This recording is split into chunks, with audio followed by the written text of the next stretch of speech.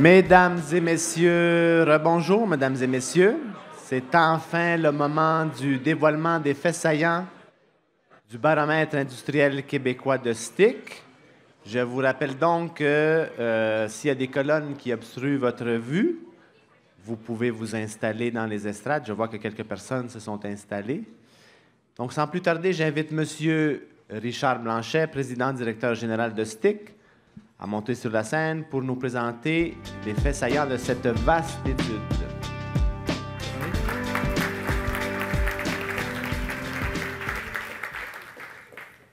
Alors, bonjour tout le monde. À mon tour de vous souhaiter la bienvenue donc, à la présentation des faits saillants de la 15e édition du baromètre industriel québécois. Je suis très heureux de vous accueillir ici dans cette belle journée.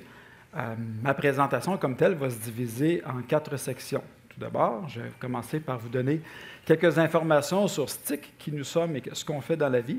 Ensuite, on aura quelques informations pour illustrer l'importance du secteur manufacturier dans l'économie québécoise. En troisième lieu, je vous présenterai les résultats comme tels de notre baromètre industriel québécois. On dit 2023 parce que la plupart des résultats portent sur 2023, mais il y a quelques prévisions pour 2024 aussi. Et enfin, je ferai un rapide topo d'évolution du secteur manufacturier durant 15 ans, parce que, comme mentionné, ça fait 15 ans qu'on le couvre, puis les choses ont changé pas mal. Donc, commençons par STIC. Notre mission chez STIC est de développer les relations d'affaires et améliorer la compétitivité des entreprises. Alors, concrètement, ce qu'on fait, c'est qu'on aide les entreprises à trouver des clients, des fournisseurs, des partenaires d'affaires par le biais de nos recherches de fournisseurs, nos diffusions d'occasions d'affaires aussi dans le cadre de notre journée d'honneur d'ordre fournisseurs.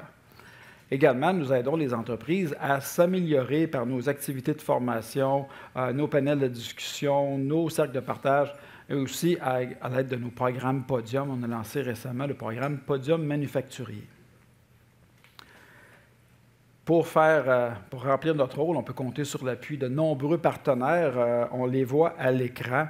Je mentionnerai en particulier Développement économique Canada, donc qui est partenaire également du baromètre. Le MEIE, qui est avec nous depuis plusieurs années, MEIE est partenaire de notre programme Podium manufacturier. Et Investissement Québec, donc, qui est aussi avec nous depuis plusieurs années et qui a toujours un grand intérêt, qui est contributeur pour notre baromètre. STIC peut compter sur l'appui de plusieurs autres partenaires. On les voit à l'écran, donc des entreprises de services, des entreprises manufacturières de moyenne et grande taille, donc qui sont avec nous, comme je vous dis, souvent depuis 5, 10 et même 15 ans. Maintenant, quelques données donc, pour illustrer l'importance du secteur manufacturier dans notre économie. Le secteur manufacturier, en quelques chiffres, comme on le dit souvent, le secteur manufacturier est responsable qui produit un PIB donc, de 55 milliards en 2023. Les ventes étaient de 213 milliards de dollars. C'est un secteur qui emploie 441 000 personnes dans plus de 13 700 établissements. Le secteur manufacturier est responsable de 85 % de nos exportations. Les salaires, et ça vous le savez, les salaires ils sont supérieurs de 10 % par rapport à l'ensemble des secteurs. Et le taux de chômage manufacturier était à la fin de l'année dernière de 3,3 %. On le compare à 4,5 % qui est le taux de chômage donc, de l'ensemble des secteurs du Québec. Donc, en bas, il y a plus de chômage, il y a moins de chômage, donc plus de problèmes de main-d'œuvre dans le manufacturier qu'ailleurs. Maintenant, si on regarde au point de vue du PIB global, donc pas seulement le PIB manufacturier, on regarde ici pour les données pour le Québec en bleu. On voit qu'en 2023, l'économie québécoise a fait du surplace, il n'y a pas eu de réelle croissance. L'économie canadienne en orange, ça en est un peu mieux tiré. Les Américains, ça a été très bien, même surprenamment bien pour eux, la barre en vert. Et pour l'ensemble du monde, on parle d'une croissance donc, du PIB de 3,1 % en moyenne. Les prévisions pour 2024, ça devrait aller un petit peu mieux pour le Québec, le Canada, moins bien que les autres, mais quand même mieux que 2023. Ce sont des prévisions donc faites par des économistes, là, ça ne vient pas de nous, ces chiffres-là. Et quand on parle de reprise plus solide, on parle plus de 2025 à ce moment-là. Parlons maintenant de notre étude, donc déjà rendu au 3e sujet, donc notre baromètre industriel comme tel.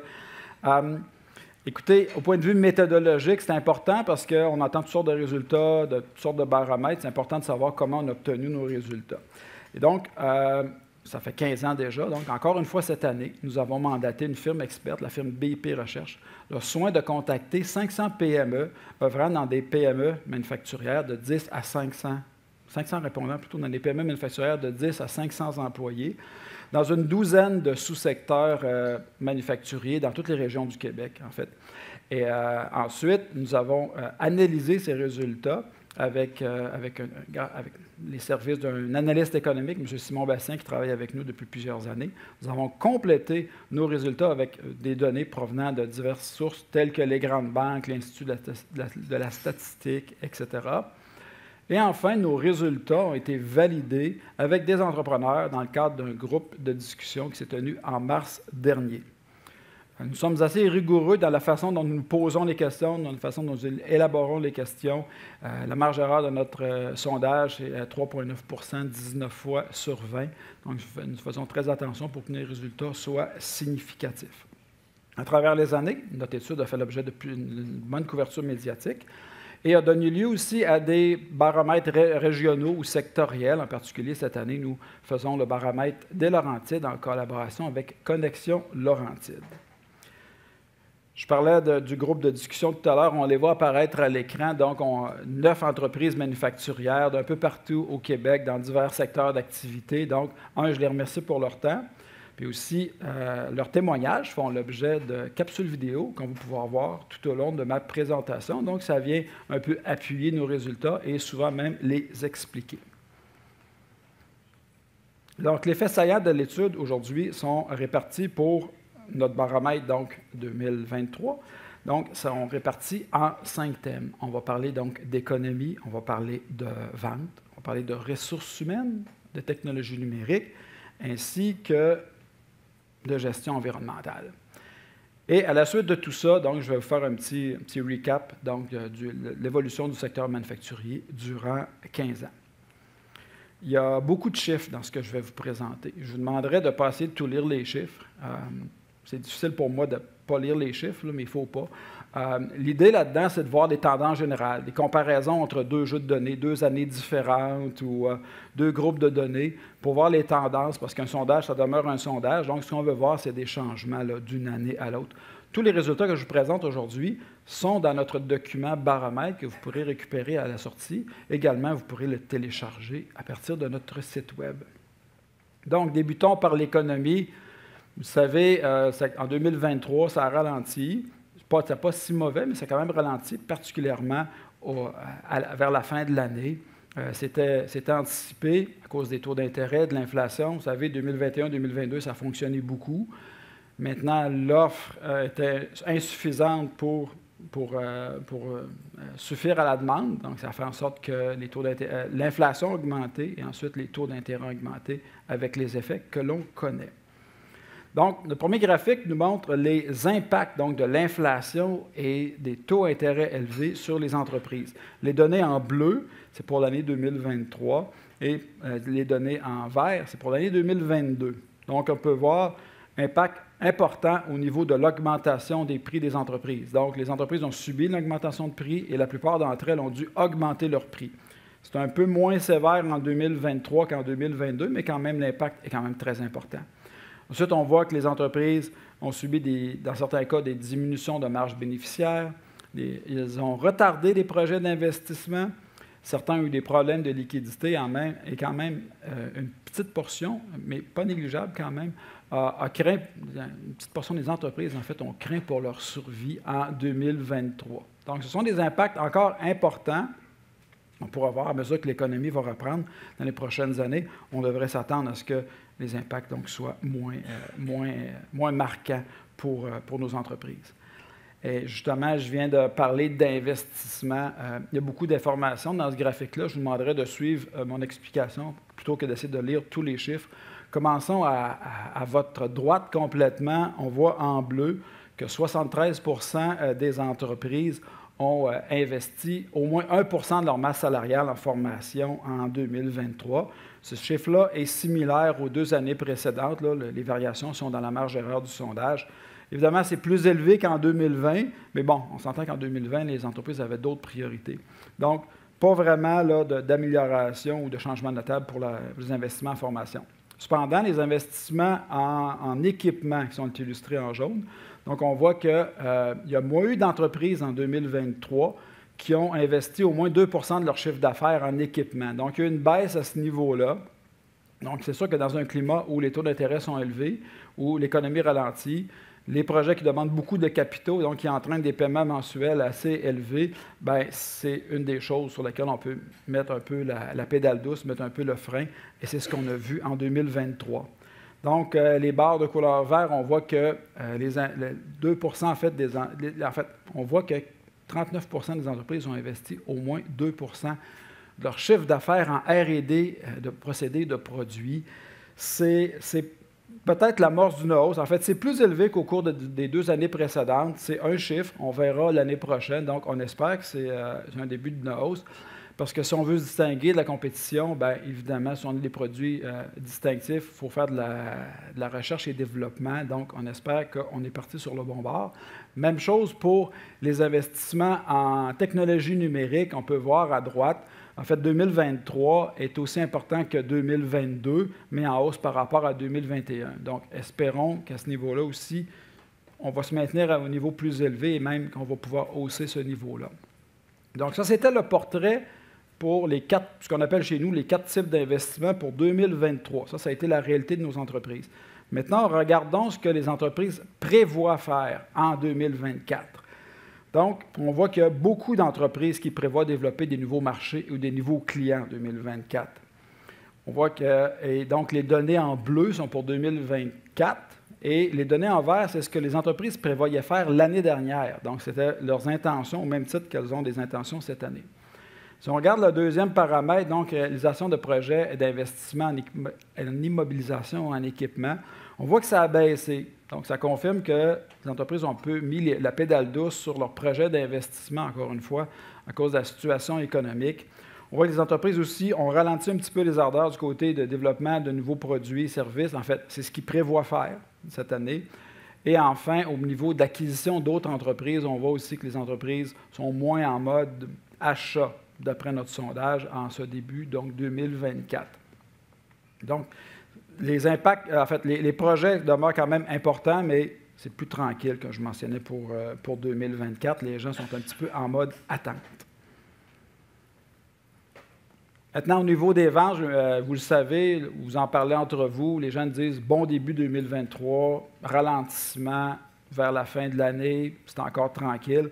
Voyons ce que ça nous donne, nous, comme résultat pour, évidemment, encore une fois, l'ensemble de l'année 2023. L'année passée, on s'attendait à un fléchissement de la croissance des ventes. Et là, c'est ce qu'on voit à droite complètement. On voit que 55 % des entreprises ont eu une croissance de leurs ventes d'au moins 5 % contre 18 % qui ont eu une baisse de leurs ventes de la même proportion. Bon, c'est quand même 3 fois plus d'entreprises qui, globalement, dans l'année, ont une croissance de leurs ventes par rapport à celles qui ont une baisse. Cependant, si on se compare aux 2 années précédentes, on voit qu'il y a un fléchissement dans la croissance. Ce n'est pas dramatique, mais on voit que ça a ralenti et ça confirme ce que plusieurs d'entre vous le sentent sur le marché. Mais c'est quand même pas dramatique parce que si on compare 2023 à ce qu'on voit à votre gauche complètement, donc qui est la moyenne 2011-2022, on voit qu'on est exactement dans les mêmes chiffres.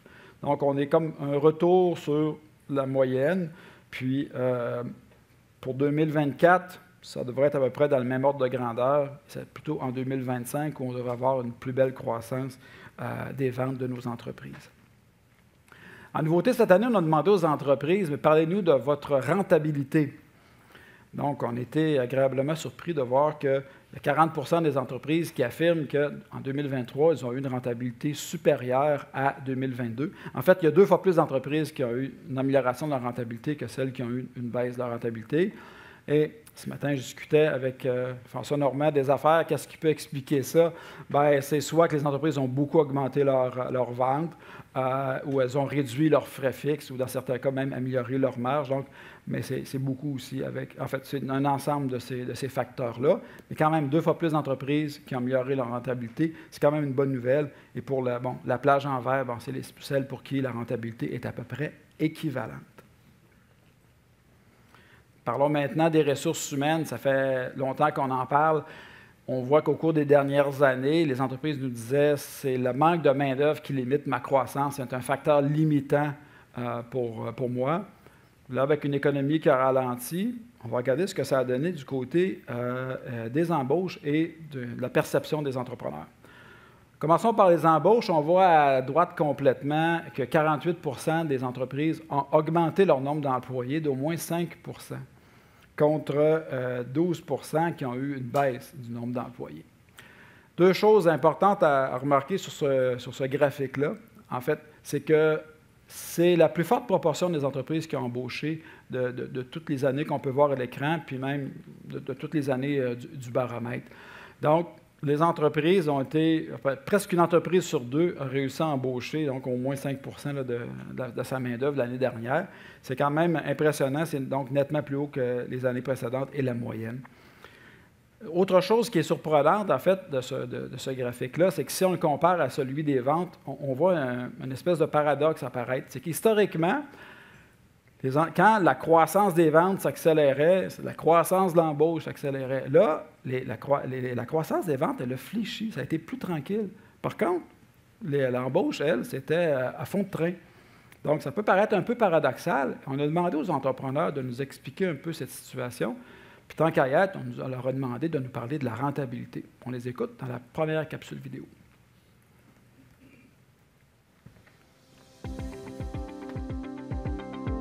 Même si c'est une diminution des ventes, avec la pénurie qu'on a eue, la peur de ne plus avoir d'employés, les gens gardent plus leurs employés quand même à l'interne, donc ils augmentent leurs frais, qui est à baisser les marges de profit pour être sûr d'avoir la main-d'œuvre disponible quand le travail va revenir. Je pense qu'un élément évident, c'est qu'au niveau des travailleurs étrangers, le bassin a beaucoup augmenté là, dans les 12 derniers mois.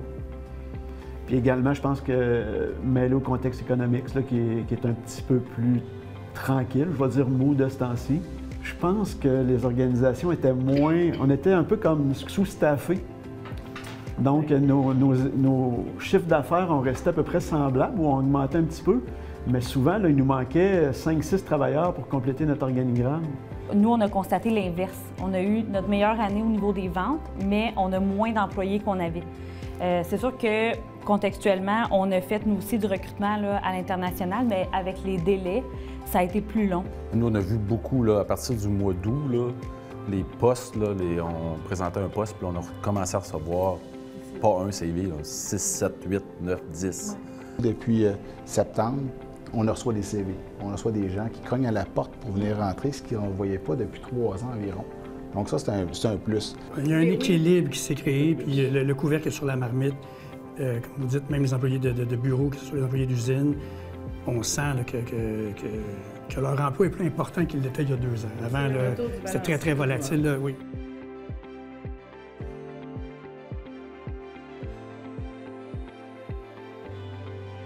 Moi, je vois 2 points. C'est que lors des années difficiles d'embauche, il a fallu qu'on augmente notre efficacité, être tout aussi opérationnel avec moins d'employés, ce qui augmente les marges. Puis l'autre chose, c'est que surtout, je vous dirais qu'à partir de la moitié de 2023, à partir de l'été, on a vu que le marché acceptait des prix plus élevés. Je ne sais pas si tu as remarqué ça aussi. Fait que moi, c'est les 2 facteurs que je vois. Là. Les projets qui sont moins intéressants, on les laisse plus de côté. C'est les premières années qu'on commence à refuser des projets. Je pense que 21-22, au niveau de tous les intrants, que ce soit l'énergie, les fournitures, peu importe, il y a eu une fluctuation, c'était complètement désordonné. Puis 2023, j'ai l'impression que tout s'est placé, notamment au niveau du gaz naturel, au niveau... Tout est revenu à des niveaux là, qui sont, en tout cas, dans notre domaine, dans notre secteur d'activité, plus stables et les marges. Il y a quand même aussi un élément significatif. Les taux d'intérêt n'ont pas encore rejoint tout le monde. Oui, ça, c'est un élément important dans la rentabilité. Là. J'ai noté que le taux de roulement chez nous est quasiment nul. Oui. Ça fait 18 mois qu'on n'a pas embauché de machiniste. Le fait d'être moins en formation avec le personnel, ça fait que, veut pas, on fait moins de rebuts. Ça aide énormément. Puis je pense que la pénurie de main-d'œuvre aussi nous a tous forcés à faire plus de formation à l'interne, structurer nos départements de formation pour augmenter les compétences à l'interne nous-mêmes. Donc, on a des meilleurs employés qui sont peut-être plus performants, avec de l'équipement en plus plus performant.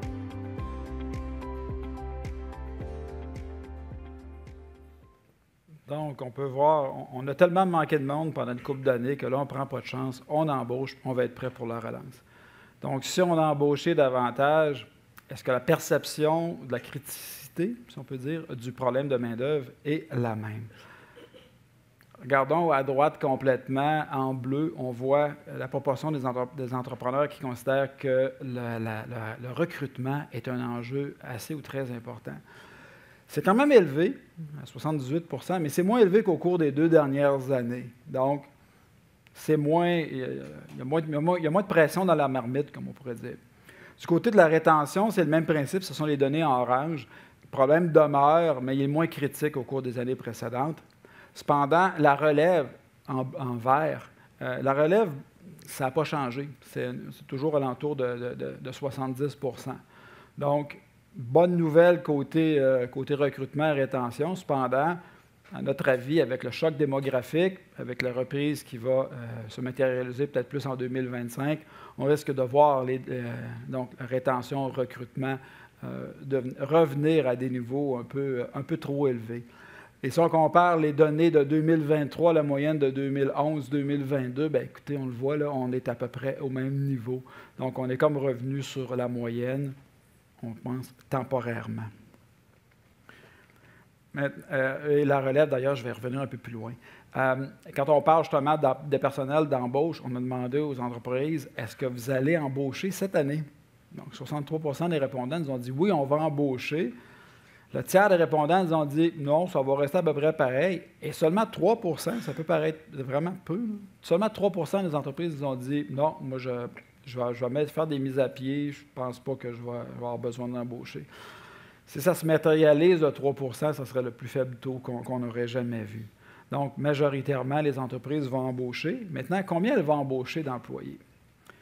On peut voir qu'en moyenne, à votre gauche complètement, on parle de 10 employés. Donc, les 63 % qui vont embaucher, en moyenne, vont embaucher 10 personnes, 3/4 main-d'œuvre directe, 1/4 main-d'œuvre indirecte. Évidemment, le nombre d'embauches va en s'accroissant avec la taille des entreprises. Et si on fait un parallèle avec les années précédentes, donc si on extrapole donc, le nombre d'embauches prévues sur notre population d'enquête qui est de 2900 entreprises, bien, ça fait 18 000 embauches prévues pour 2024. L'année dernière, les prévisions étaient de 25 000. L'année d'avant, c'était de 36 000. Parions que tout ce qui était prévu ne s'est pas matérialisé. Donc, vouloir embaucher, c'est une chose, être capable, c'en est une autre. Donc, quand même, les entreprises prévoient embaucher, mais de façon plus modérée pour 2024. Et je reviens maintenant à la relève. On a, en nouveauté cette année, on a est-ce que vous m'entendez encore? Oui? OK. En nouveauté, j'ai entendu des choses bizarres. En nouveauté, cette année, on a demandé aux entrepreneurs, en fait, s'ils étaient prêts là, pour la relève à passer le flambeau. Donc, on voit avec les données en bleu que plus de la moitié des entreprises ont entamé un processus de planification de relève. Donc, ça ne veut pas dire qu'il est terminé, ça ne veut pas dire que tout est en place, mais au moins l'effort est là, ils ont entamé leur processus.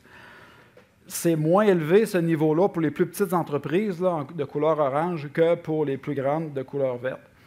Et considérant le nombre d'entreprises qui devraient changer de main au cours des prochaines années, d'ailleurs, le CETEC a publié des chiffres là-dessus, bien, on peut comprendre que les plus petites entreprises en particulier vont avoir besoin d'aide, vont avoir besoin d'accompagnement pour être capables justement de passer le flambeau. Sûrement que donc, le CETEC, Investissement Québec vont pouvoir les aider à ce niveau-là. Et pour nous convaincre un peu de l'importance et de l'enjeu et de la vision des entrepreneurs, on a demandé aux entrepreneurs de nous parler comment vous voyez la relève, puis à votre avis, est-ce que les entreprises sont bien prêtes? Ça fait l'objet de la deuxième capsule vidéo que je vous présente à l'instant.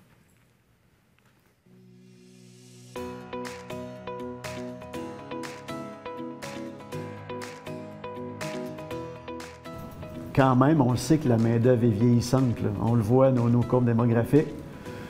Je pense que juste en regardant ça, on n'a pas le choix. Il faut agir sur nos plus anciens, les employés qui ont le plus d'expérience, qui ont plus d'ancienneté.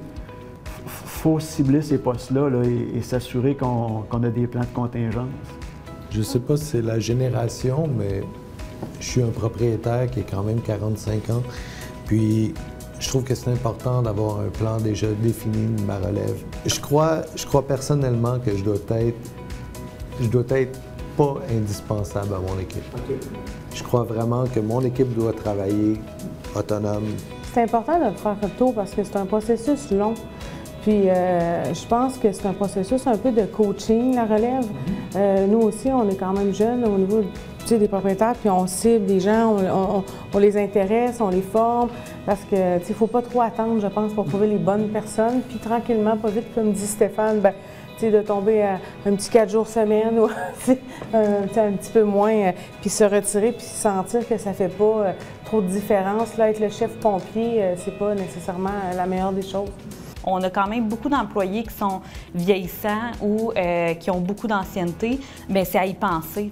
On s'est rendu compte aussi pendant la COVID, on revient souvent à ça, là, mais on a perdu des gens clés quand même longtemps.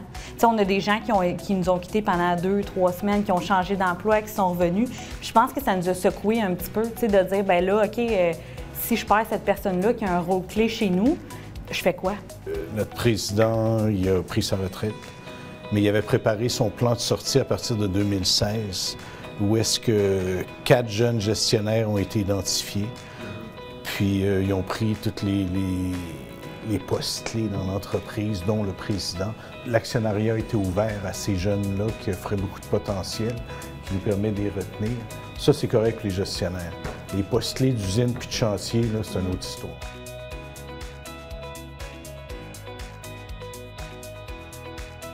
Moi, je crois que ça dépend de la taille de l'entreprise aussi. Je suis peut-être une plus petite entreprise ici. Puis quand on est plus petit, bien, on a plus les mains dedans. C'est difficile de sortir de ça puis de se préparer, tu sais. Moi, je suis moi-même la relève, là. C'est une entreprise de 2e génération. Puis mes parents, ils n'ont jamais pris le temps. Bien, ils savaient qu'on était là aussi, mais mon père, il avait les mains dedans tout le temps. Il était toujours dans l'usine en train de gérer. Fait que de prendre un pas de recul, nous, on le fait. Nous, on met des gens en place pour avoir un regard extérieur puis commencer à préparer le plan. Mais je pense vraiment que la taille de l'entreprise fait une grosse différence dans la préparation à la relève des postes. Parce que nous, une taille, quand même une assez grande taille d'entreprise, puis c'est un peu culturel de passer souvent, grandir avec les gens. On avait des gens de tarte d'âge par compétence, puis l'ancienneté était où là-dedans, pour se trouver que la tarte fonctionne année par année pour ne pas avoir tous des gens de 50 ans et plus, mais continuer à rouler, puis aussi laisser la place aux autres de grandir. Quand j'ai commencé chez Thermetco, on était peut-être 30, on est rendu 150. On avait un métallurgiste, on en a 5. On a une structure de production, fait que là, tu es capable d'identifier des gens, mais quand tu es petit, mais là, ton échantillonnage, il y a moins de candidats, il y a moins de possibilités, puis il y a moins de revenus aussi. Tu ne peux pas avoir 2 directeurs, 3 directeurs parce que tu veux créer une relève. Je dirais peut-être la génération. Je suis le 2e, dans le fond, de la famille à reprendre l'entreprise. C'est sûr et certain que j'ai pas le même type de gestion que mon père en avait. Mon père, c'était son bébé. Moi, c'est moi qui ai pris le bébé puis qui le fait grandir. C'est pas la même chose. On n'est pas dans la même éducation non plus, on n'a pas le même niveau, puis ainsi de suite. Toi, tu essaies de rendre le bébé autonome, tandis que nos parents, eux autres, ils gèrent. Exact. Mais le marché est différent aussi. Aussi que je rencontre des dirigeants d'entreprise que leur famille ne veulent pas prendre la relève parce qu'ils voient que le père était trop occupé dans l'entreprise.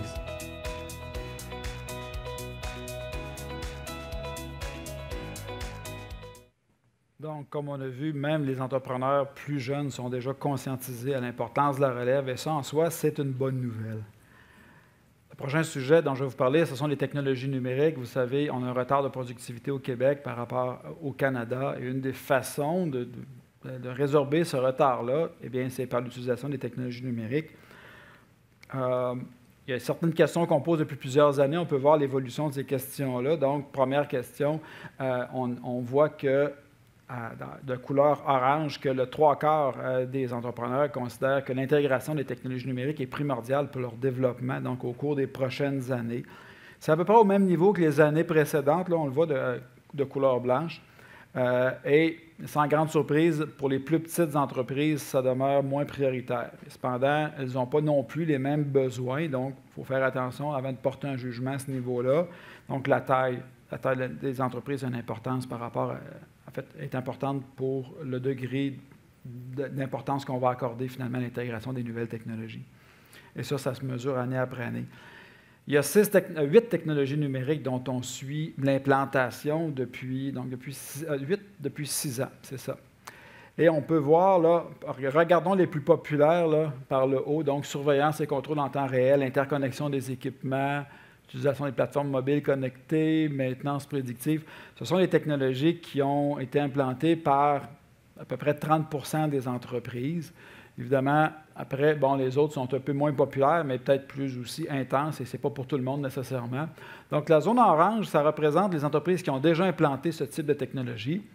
La zone en vert représente donc les entreprises pour qui ce n'est pas fait, mais qui prévoient le faire au cours des prochaines années. Donc, il ne faudrait quand même pas s'emballer non plus. Ce n'est pas vrai qu'en 3 ans, là, on va doubler l'intégration de toutes ces technologies-là. Si on regarde les 6 dernières années, on regarde les projections, là, malheureusement, les bonnes intentions ne se matérialisent pas toujours. Il faut dire, bon, il y a eu la COVID, le manque de personnel, etc. Donc, ça a retardé certains projets. Donc, on peut conclure que les investissements qui ont été faits par les entreprises au cours des dernières années en technologie numérique ont été faits principalement dans les technologies qu'elles maîtrisaient déjà. Donc, une entreprise qui avait 2 robots en a peut-être maintenant 4. Et plutôt que d'aller vers des nouvelles technologies. Enfin, la zone en bleu représente les entreprises qui ne prévoient pas implanter ces technologies-là au cours des prochaines années. En nouveauté, cette année, on a demandé aux entreprises à qui elles avaient confié donc l'intégration des technologies numériques, dont les projets. C'est des projets qui sont longs et complexes souvent. Une entreprise pouvait répondre plusieurs des 4 choix qu'on voit à l'écran. Donc, majoritairement, les entreprises ont eu recours à des ressources externes, donc spécialisées pour leur implantation de projets technologiques. La moitié des entreprises donc, ont fait ça des ressources internes spécialisées. Le quart l'ont fait pour des ressources internes non spécialisées. Donc, nos résultats nous montrent également que plus une entreprise est avancée dans l'intégration des technologies numériques, donc celles qui sont rendues à 4, 5, 6, 7, plus les entreprises sont portées à faire affaire avec des experts externes parce que quand on est rendu dans des projets plus complexes, on n'a pas nécessairement à l'interne les ressources dont on a besoin. Donc, on va chercher l'expertise ponctuelle pour nous aider dans nos projets. Et si on veut convaincre, si on a encore besoin de se convaincre des bienfaits des technologies, on a demandé aux entreprises, parlez-nous des bénéfices. Qu'est-ce que ça vous a apporté essentiellement?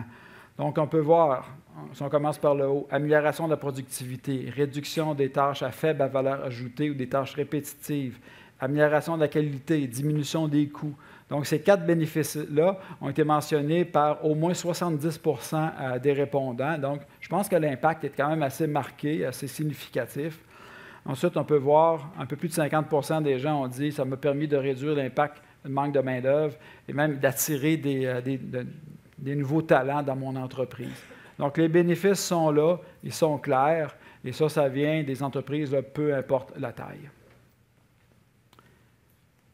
Sur cette belle image paisible, comme dirait mon collègue Pierre-Laurent, abordons maintenant la gestion environnementale, qui est le 5e sujet aujourd'hui. C'est un sujet dont on entendait très peu parler au cours des dernières années. Nous-mêmes, on l'a ajouté là, au cours des dernières éditions. On a regardé donc la proportion des entreprises qui ont pris des engagements pour réduire leur impact environnemental. On peut voir en bleu que c'est le 2/3 des entreprises qui ont pris des engagements, mais il y a seulement 16 pour qui ces engagements-là sont chiffrés.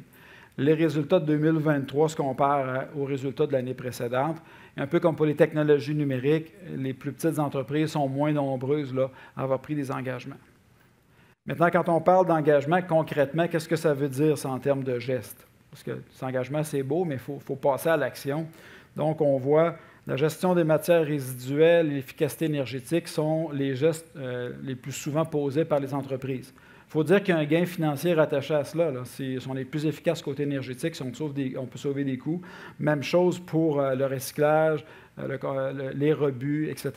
Donc, on peut, en plus que ce soit bon pour l'environnement, on peut aller chercher des sous à ce niveau-là.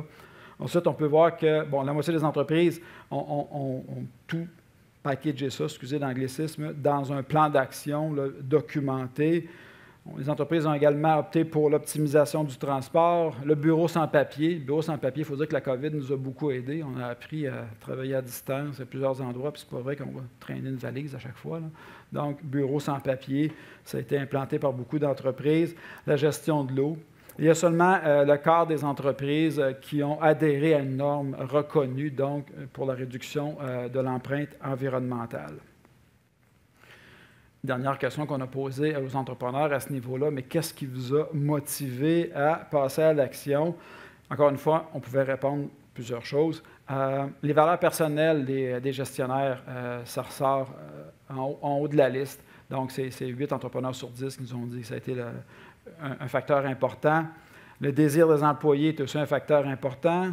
Ensuite, on voit l'amélioration de l'attractivité des nouveaux talents, donc jeune génération pour qu'ils viennent travailler chez nous. Il faut avoir un côté un peu plus vert. Et seulement le tiers, ou en fait même un peu moins, des entreprises l'ont fait parce que la loi l'obligeait ou les clients les obligeaient.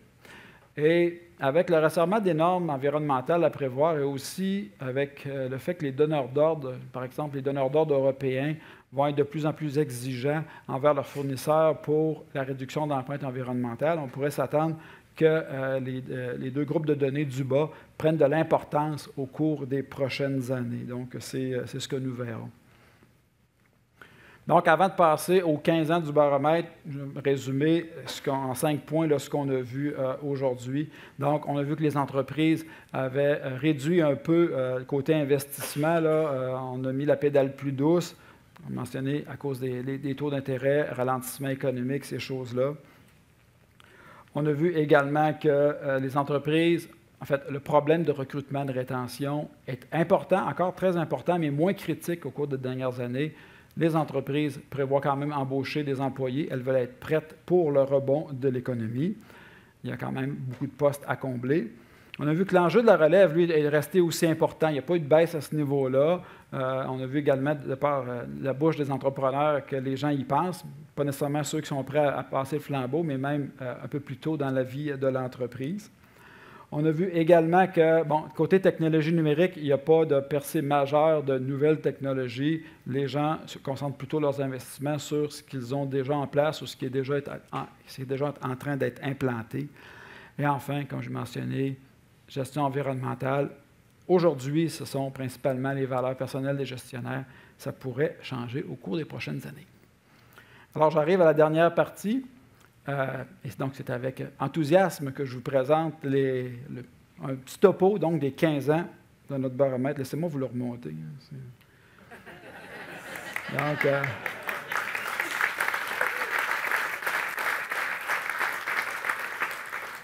on aurait voulu mettre des aurores boréales, mais on trouvait que les feux d'artifice, ça se prêtait mieux. Donc, quelques données au début pour parler donc, globalement là, de l'évolution du secteur manufacturier en 15 ans. Donc, ici, je vous montre l'évolution du PIB manufacturier sur 15 ans. Je veux dire, OK, bon, ça augmente, là, mettons 50 milliards à 55. On parle de 11 de croissance sur 15 ans. Mais cette donnée-là devient plus intéressante quand on regarde la prochaine page. Donc, bien que le secteur manufacturier ait une croissance de son PIB sur 15 ans, la part du secteur manufacturier, elle, a eu une baisse, donc d'environ 2 sur 15 ans. Ça veut dire quoi? Ça veut dire que l'ensemble de l'économie québécoise a cru plus vite que le secteur manufacturier comme tel. Ce n'est pas propre seulement au Québec ou au Canada. Il y a beaucoup de pays industrialisés qui sont dans cette situation-là. Maintenant, le taux de chômage, 2 choses à retenir. On voit la baisse du taux de chômage. En bleu, c'est le taux de chômage global là, du Québec. Ça a chuté de moitié sur 15 ans. Quand même, c'est pas une ligne droite, mais pas loin. Autre chose à remarquer, le taux de chômage manufacturier maintenant, lui, de couleur orange, bien, lui, en 15 ans, il est resté systématiquement plus bas. Donc, il y a moins de chômage dans le manufacturier que dans l'ensemble de nos secteurs économiques. C'est ça qu'il faut retenir de cette page-là. Le taux d'inflation, ben, on est parti d'à peu près zéro là, en 2009. Évidemment, c'était la récession. On a atteint des niveaux trop élevés en 2022, et puis ça a redescendu, puis on peut s'attendre également que ça va redescendre cette année. Enfin, la productivité, j'en ai parlé un petit peu tout à l'heure. En bleu, on voit la productivité du Québec. En orange, celle de l'Ontario. Et en vert, celle du Canada. Bon, si on regarde les dernières années, on dit l'écart s'est rétréci, oui, mais il faut dire que l'écart s'était accru. Donc, si on regarde en 2010, il y avait un écart entre le Québec puis, mettons, le Canada. L'écart s'est accru, puis l'écart maintenant s'est rétréci. Donc, on voit, on a encore beaucoup de chemin à faire. Puis le Canada comme tel, bien, si on le compare, supposons au pays de l'OCDE, on est en milieu de peloton. Si on se compare au pays du G7, on est plutôt en queue de peloton. Donc, on a une croissance de notre productivité au niveau du Canada, mais moindre que celle de ces pays-là et moindre que celle des États-Unis. Donc, on a encore place à faire du rattrapage. Maintenant, qu'est-ce que nous disent nos résultats sur 15 ans? Évidemment, je ne vais pas tout vous montrer les slides qu'on a fait depuis 15 ans, ça serait un petit peu long. Les faits marquants, planification stratégique. On a mesuré ce paramètre-là pendant plusieurs années et bon an, mal an, un peu plus que 50 des entreprises affirment avoir réalisé une planification stratégique. Pas de changement bien à travers les années. Seule chose qui est constante, donc si on veut le prendre à l'inverse, 45 des entreprises n'ont pas fait d'exercice de planification stratégique. Pour les plus petites entreprises, c'est beaucoup pire. Donc, on parle des fois seulement de 30 mais même les plus grandes entreprises, une proportion non négligeable, n'avaient pas réalisé de planification stratégique et, comme je vous mentionnais, pas de réel changement. Au niveau des ventes, bien, écoutez, on va oublier 2009, là, ça n'allait pas bien. Mais sinon, là, bon an, mal an, un peu plus de 50 des entreprises affirment qu'elles ont une croissance donc, de leur chiffre d'affaires d'une année à l'autre. C'est à peu près constant. Ce qui est plus surprenant, c'est le graphique suivant. Il y a vraiment 2 blocs de données, puis c'est pas arrangé que le gars des vues, c'est ça que ça donne. Dans le premier bloc, là, les trois blocs à gauche, on peut voir qu'à peu près 4 entreprises sur 10 affirment que les nouveaux clients représentent au moins 10 de leur chiffre d'affaires. Donc, à partir de 2018, c'est seulement une entreprise sur 4 qui dit que les nouveaux clients représentent au moins 10 de leur chiffre d'affaires. Donc, ce que ça veut dire, c'est que jusqu'en 2018, les entreprises étaient plus en mode « je veux des nouveaux clients, je cherche des nouveaux clients ». Quand l'économie s'est emballée, là, un peu avant la récession, les entreprises peinaient à répondre à la demande. Les gens nous disaient « écoute, je n'ai pas besoin de nouveaux clients, je ne suis même pas capable de servir ceux que j'ai là, je manque de monde, etc. etc. » Donc, les entreprises ont été plus en mode « je vais servir ceux que j'ai là, autant que je peux, puis je vais essayer de me trouver des nouveaux clients quand j'en aurai besoin ». Donc, on pourrait peut-être s'attendre que 2024, 2025 même, qu'il y ait une croissance à ce niveau-là, au point de vue là, de la part des nouveaux clients dans le chiffre d'affaires des entreprises. Maintenant, au niveau des ressources humaines, pas de tendance claire, là, donc ça représente les entreprises qui ont augmenté leur nombre d'employés d'au moins 5 Je vous ai montré tout à l'heure le chiffre de 2023, c'est le plus haut niveau qu'on n'a jamais atteint, mais il n'y a pas de courbe ascendante ou descendante à part ça. Mais on se tient toujours entre 30 et 48 Maintenant, si on veut qualifier l'importance, donc, de la criticité du problème de recrutement et de rétention, donc recrutement en bleu et rétention en orange, on voit que le problème était, bon, à un certain niveau, là, 70 par exemple pour le recrutement, c'est devenu plus intense quand l'économie s'est emballée. Après ça, bon, la COVID, la reprise, etc. L'importance de ces paramètres-là a diminué, donc, comme j'ai mentionné, pour cette année. Donc, on reste quand même assez élevé. Comme je mentionnais, on pourrait s'attendre que ça reparte vers le haut au cours des prochaines années. Au niveau des investissements maintenant, en bleu, on a la proportion des entreprises qui ont investi au moins 2 de leur chiffre d'affaires en achat d'équipement. Écoutez, on était à un certain niveau, on a baissé un peu, 2015. 2018, l'économie roulait à fond, on voulait s'équiper, les taux d'intérêt n'étaient pas trop élevés encore. Donc là, ça allait bien, on s'équipait plus, puis là, bien, ça a diminué par la suite. Par contre, au niveau des investissements en R&D, bon, on voit, on avait un certain niveau, les règles fiscales ont changé, on a vu une baisse, on n'est pas tout seul à avoir vu ça. En 2015, depuis ce temps-là, on se maintient à peu près au même niveau, là, outre 2021. Il faut dire que 2021, les entreprises étaient occupées à autre chose. Donc, c'est ce qu'on voit sur 15 ans à ce niveau-là. Maintenant, les investissements en formation, ça, ce n'est pas un graphique qu'on aime beaucoup, là. On voit en vert, en fait, ce sont les entreprises qui investissent au moins 1 de leur masse salariale en formation. C'est en décroissance, malheureusement. C'est ce que nos chiffres nous disent. C'est la même question qu'on nous posait de la même façon. On voit une décroissance. On espère d'avoir atteint le fond, puis au contraire, que ça va augmenter au cours des prochaines années. C'est le même principe pour les investissements en nouvelles technologies. Donc, ça, il y a une croissance, par contre, en 2023, je l'ai mentionné tout à l'heure. Espérons que cette croissance-là va se matérialiser, va perdurer au cours des prochaines années. Donc, c'est ce qu'on voit, nous, donc, depuis 8-9 ans là, dans notre baromètre. Enfin, au niveau des technologies numériques, je pourrais vous laisser 2 minutes, essayer de tout lire les chiffres, mais je vais vous sauver du temps. Enfin, ça, c'est le taux de pénétration de 8 technologies numériques. Je vous en ai parlé tout à l'heure. En vert, on a le taux de pénétration en 2018-2019 et en bleu, ça, le taux de pénétration en 2022-2023. Donc, le seul changement significatif qu'on voit, là, c'est au niveau de l'utilisation des plateformes mobiles connectées. Donc, c'est le seul endroit où on peut voir une pénétration accrue là, durant les 6 ans de notre étude, là, à ce niveau-là. Donc, pour les autres, on reste dans la marge d'erreur. 2-3 ce n'est pas significatif. Donc, seulement un gain à ce niveau-là.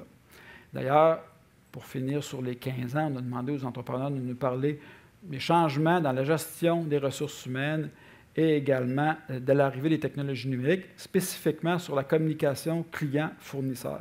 On les écoute à l'instant.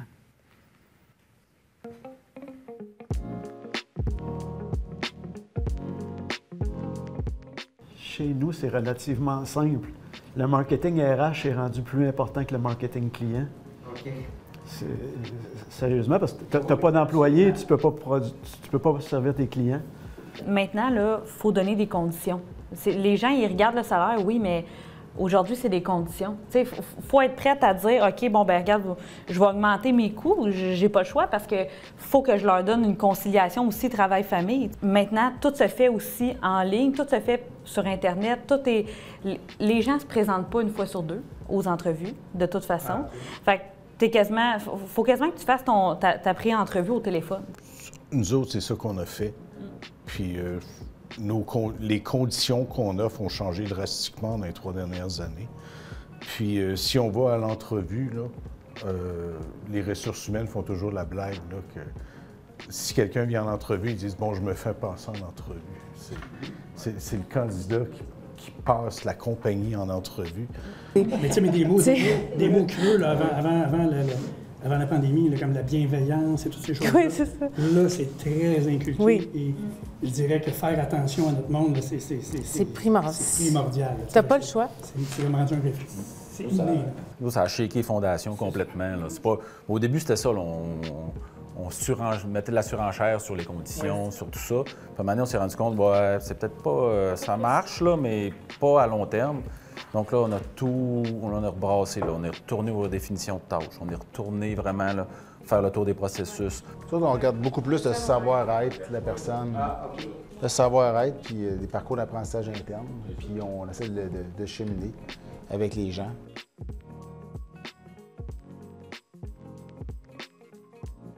Nous, on a connecté nos sous-traitants avec Critique, avec notre ERP directement. Donc, c'est eux directement qui modifient toujours le lundi matin, qui font leur meeting de production, qui modifient un peu les délais quand est-ce qu'ils vont livrer. Les communications sont beaucoup plus faciles, là, avec les tableaux de bord, les tableaux de suivi, là, comme Marc-André disait, les clients qui peuvent aller eux-mêmes regarder où sont rendus. Nous, ils peuvent voir sur le tableau de bord, tous nos clients ont un tableau de bord personnalisé. Ils peuvent aller voir exactement est rendu où leur commande. Mais les clients s'attendent à ça. Là. Ils veulent avoir une réponse tout de suite, dès maintenant, savoir en temps réel sa pièce est où, elle va être prête quand, à quelle heure quasiment, puis il va en avoir combien. Là. Tu peux pas lui dire « Attends, je vais aller voir, je te rappelle après-midi. » Là, c'est complètement out là, comme... Moi, je dirais que ça a simplifié les choses. Je dirais, par exemple, ça a mis une certaine pression aux fournisseurs pour la réduction des délais. Les gens s'attendent à ça. Donc, on a de plus en plus les outils qu'il faut pour bien performer dans nos organisations. Nos clients sont plus... nos clients veulent avoir le super service. Je pense que c'est comprenable.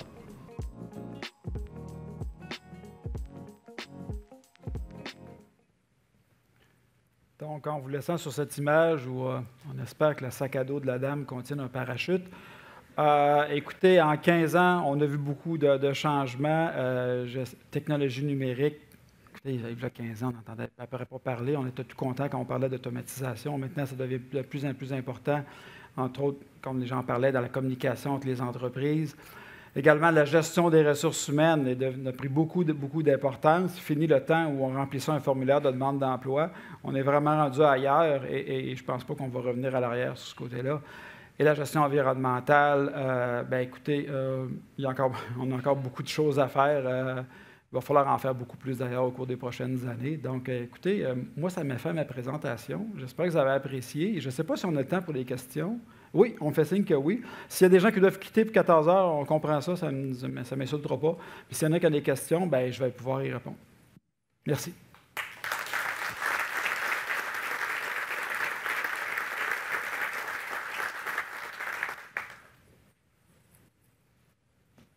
Toujours un petit moment malaisant.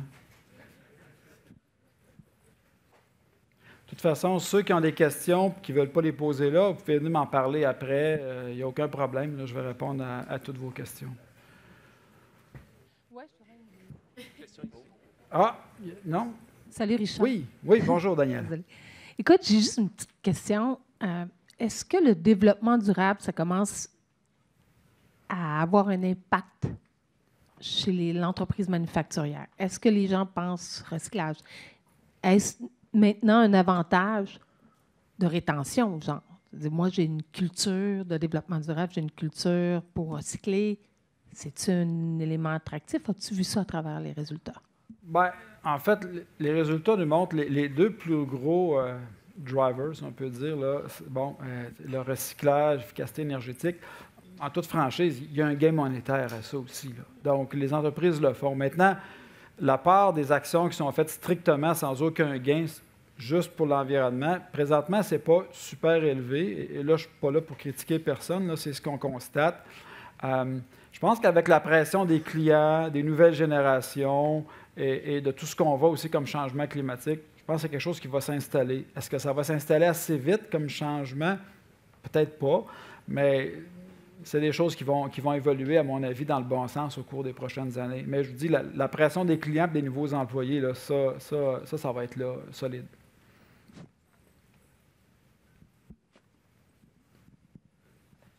Ah, une question ici? Je vais vérifier.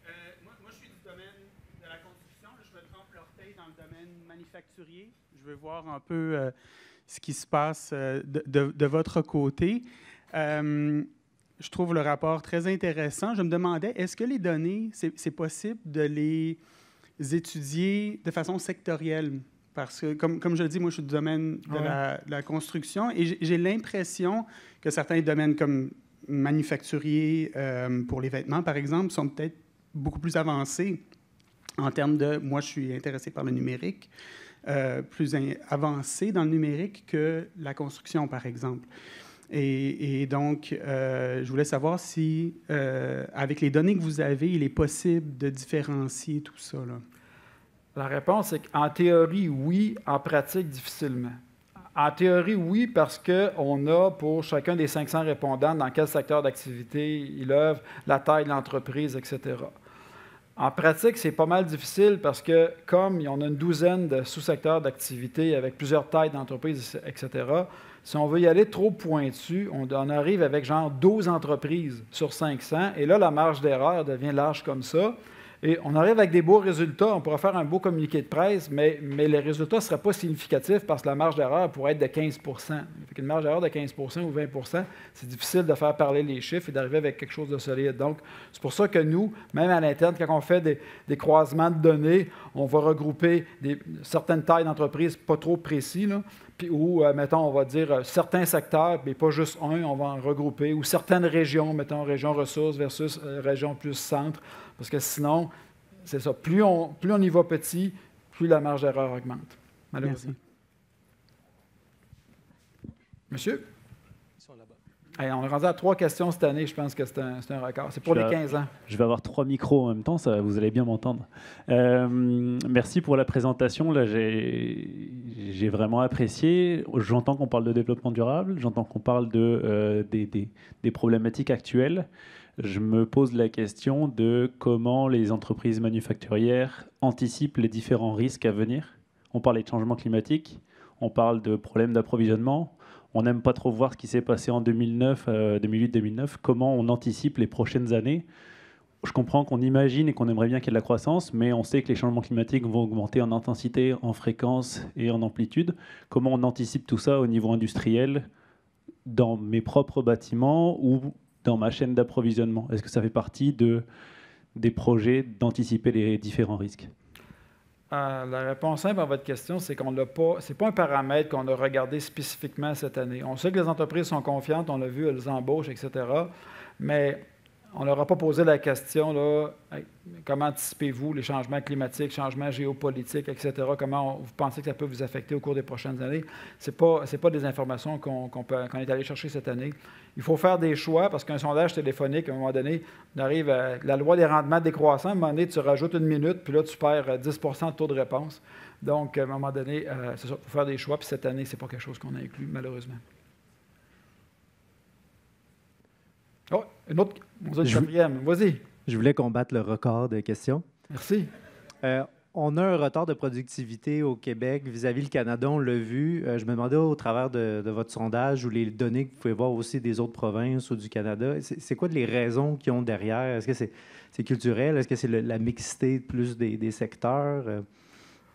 Bon, culturel, je ne m'en penserais pas. Là. Écoutez, on n'a pas le détail, mais spontanément, justement, il faudrait regarder qu'est-ce que l'économie produit. C'est sûr que si tu fais du pétrole puis que le prix est au plafond, c'est plus facile de faire beaucoup de PIB par heure travaillée que si tu fais de l'artisanat, mettons.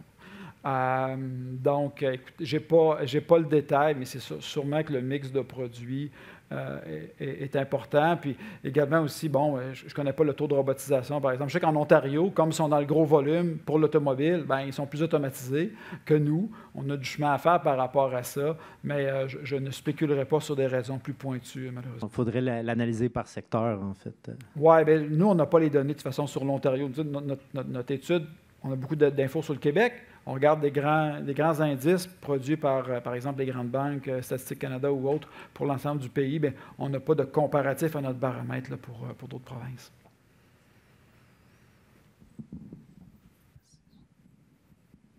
Bien, écoutez. Dernière question. Une question sur l'IA pour les prochaines années, parce qu'on voit qu'il va y avoir un gros impact aussi peut-être sur certaines choses. Est-ce que c'est quelque chose que vous pensez mettre dans vos prochaines questions dans les côtés technologiques? Oui, mais je ne voulais pas le dire aujourd'hui. Donc, oui, c'est quelque chose qu'on va regarder. Bien, écoutez, merci beaucoup. Puis, j'espère vous revoir encore l'année prochaine aussi nombreux. Bonne fin de journée.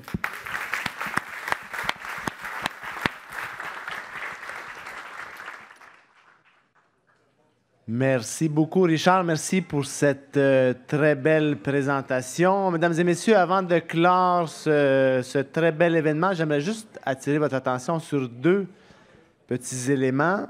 STIC est très fier de mettre de l'avant son programme d'amélioration Podium manufacturier. C'est un programme qui vise à aider les PME manufacturières à réaliser des projets d'amélioration qui nécessitent l'aide d'experts externes. Il y a une aide financière qui vient avec la participation du programme pour réaliser ces projets. Si vous êtes une PME manufacturière, vous voulez faire des projets d'amélioration, je vous invite à nous contacter. On va vous donner beaucoup plus de détails. Et le deuxième élément, c'est le 22 octobre prochain. Marquez bien cette date dans vos agendas. C'est notre 18e édition de la Journée d'honneur d'ordre fournisseurs. C'est un événement qui permet aux PME de faire des rencontres d'affaires avec des acheteurs de donneurs d'ordre locaux et étrangers. Cette année, on a déjà plus de 25 donneurs d'ordre qui ont confirmé leur présence. Il y en a d'autres qui vont s'ajouter. Donc, ne ratez surtout pas cet événement. En mon nom et au nom de toute l'équipe de STIC, je vous remercie chaleureusement pour votre participation. Je vous souhaite à toutes et à tous une très belle journée et j'espère vous voir bientôt lors d'un autre événement de STIC. Merci.